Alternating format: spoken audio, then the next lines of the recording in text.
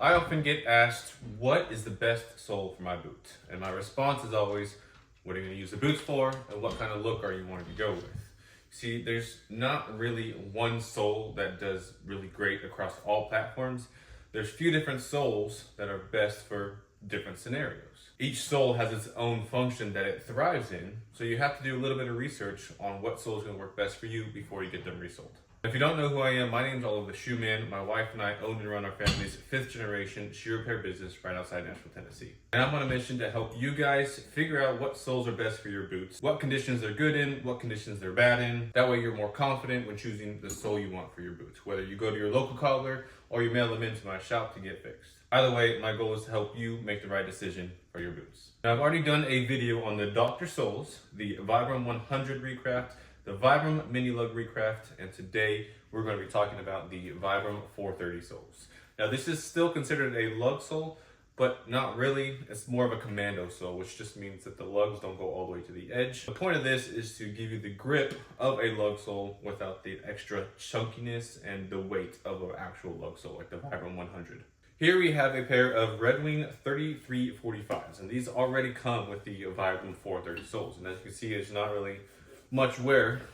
You kind of wore out the heels a little bit, but you may be asking, why are we resoling these? So the first reason is so that we can countersink the stitching. You see, the manufacturer didn't countersink the stitching, so he was automatically walking on these threads, and that's the thread that holds the sole to the shoe. So we got to countersink the stitching when we put the new soles on. Secondly, we're going to be adding a midsole. Now, a midsole is a layer of leather or rubber that goes in between the shoe and the outer sole. These don't have a midsole, so you kind of feel everything as you're walking on the bottom.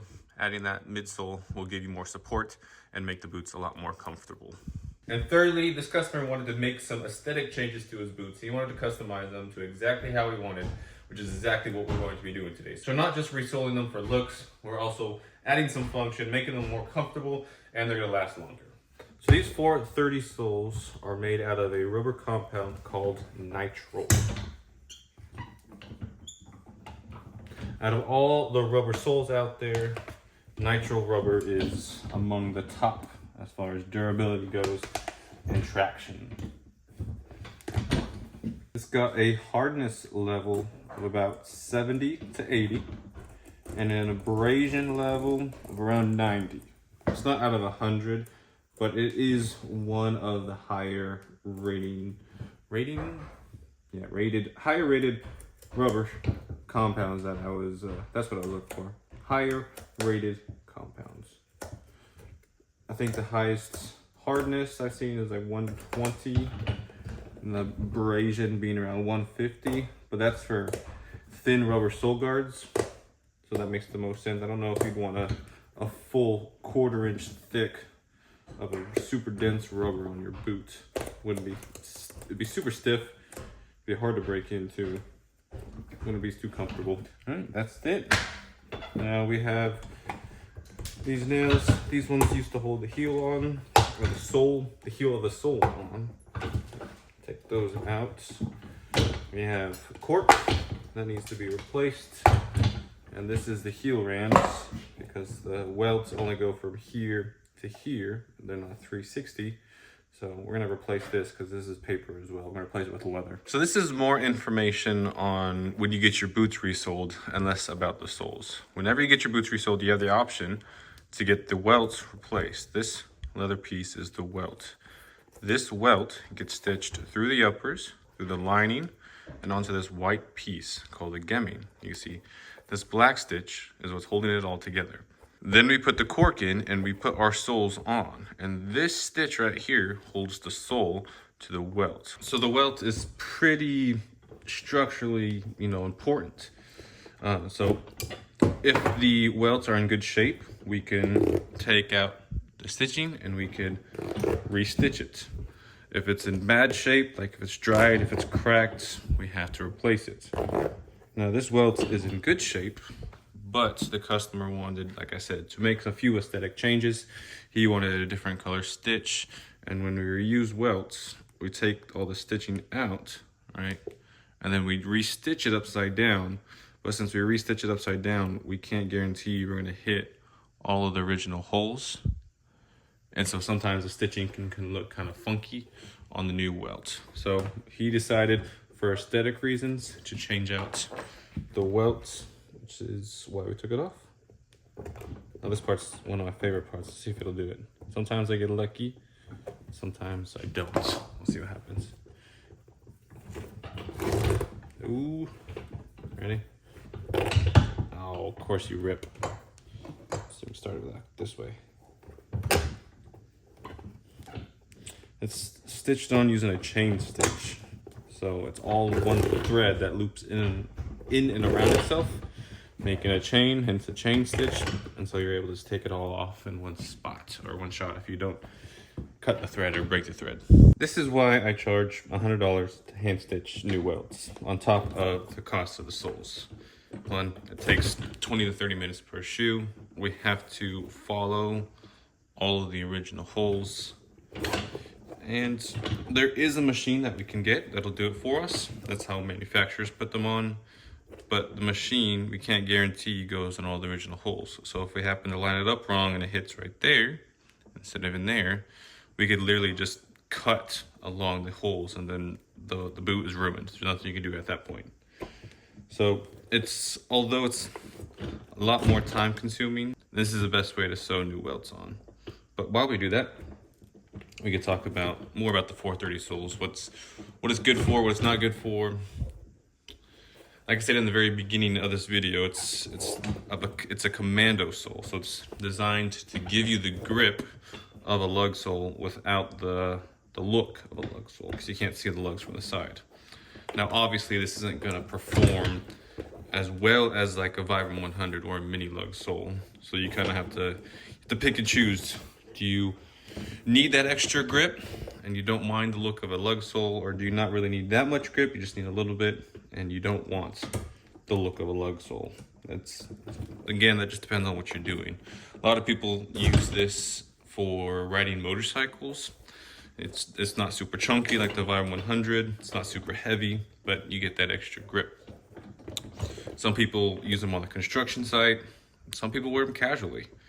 One time I wouldn't recommend these soles is if you work in the mud and dirt and then you walk inside, because this lug pattern will track mud and dirt. So if you are like an AC tech where you're outside a lot and you walk into a customer's home, a lot of times people just take their boots off to walk inside the home. But if you don't want to do that, I would not recommend doing that. Maybe go with something like a Vibram 700 sole. Or if you don't want that, you could do a wedge sole, which is also nicknamed the mudless sole because there's no grooves or anything for the mud to get caught into. Now this is where the whole customization part comes in. So we put a leather midsole on first. We then put a red rubber midsole for some looks. He just wanted a red stripe across there, so we were able to do that. We then put the Vibram 430 soles on. We cut a groove, and now we're going to stitch them all together. Customer wanted a red stitch on the welt, so that's what we got. Thread it up. Let me check my bobbin real quick to make sure I'm going to have enough thread for this. It'll be close, but I think we'll be able to get it. Now, if I run out mid-stitch, I'm going to be kind of upset. This is just water. Because we have new welts, we have a leather midsole, we have a rubber midsole, and then a rubber outsole. We're going to be pushing this machine kind of to the max. So I add a little bit of water to soften the leather and allow the foot and the machine to go through easily. So, wish me luck.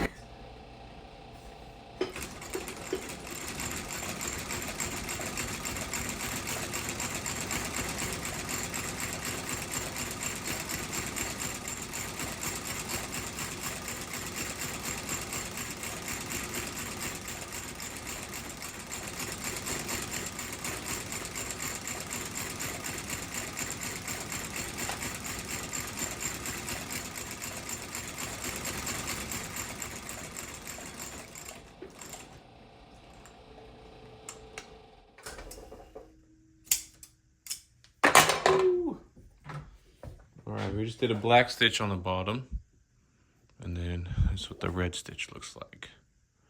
Check out that beauty. Next, leather heel base, rubber heel, final finishing, we're good to go. All right, guys, take a look at these beautiful boots. Not only are these now structurally like impeccable, they have tons of support with that double midsole, that leather and the rubber. Countersunk stitching on the bottom, so he has to wear through like a half to 3/4 of the sole before he even hits the stitching. He has a nice chunky heel because a lot of people are super hard on their heels, so I like that nice chunky thick heel. He has a lot of rubber to wear down there in the back. Then aesthetically they look freaking awesome. I love that red stitch. It turned out beautiful with that red midsole, matches 100%. The black edge finish matches with the black uppers. It just all ties in really great. With all that being said, if you have any questions for me, I do take mailing repairs. If you have a shoe that you want to get fixed, repaired, customized, whatever, all my contact information will be down below. Feel free to email me, give me a call or a text during my business hours. I'm happy to help. If after seeing this video, you want to get started and you want to mail your shoes in, head on over to my website. Once you're here on my website, hit the 3 bars at the top. That'll take you to repairs. Go to shoe repair, boots and dress shoes.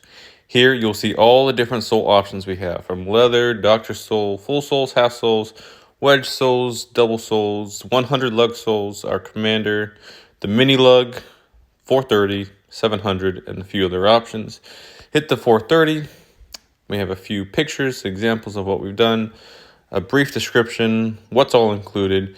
Choose if you want new welts or not. You could pick your midsole. If you want to add some French tips, you can. Sole color, stitching color, and edge finish. Once you're happy with that, go ahead and add to cart.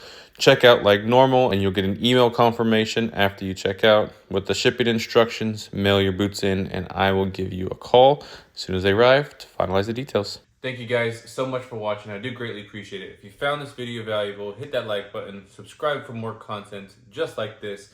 I'm going to be going through pretty much all of the soles that I can, and then after that, we'll see what happens. But stay tuned for more. Thanks for watching. God bless you guys.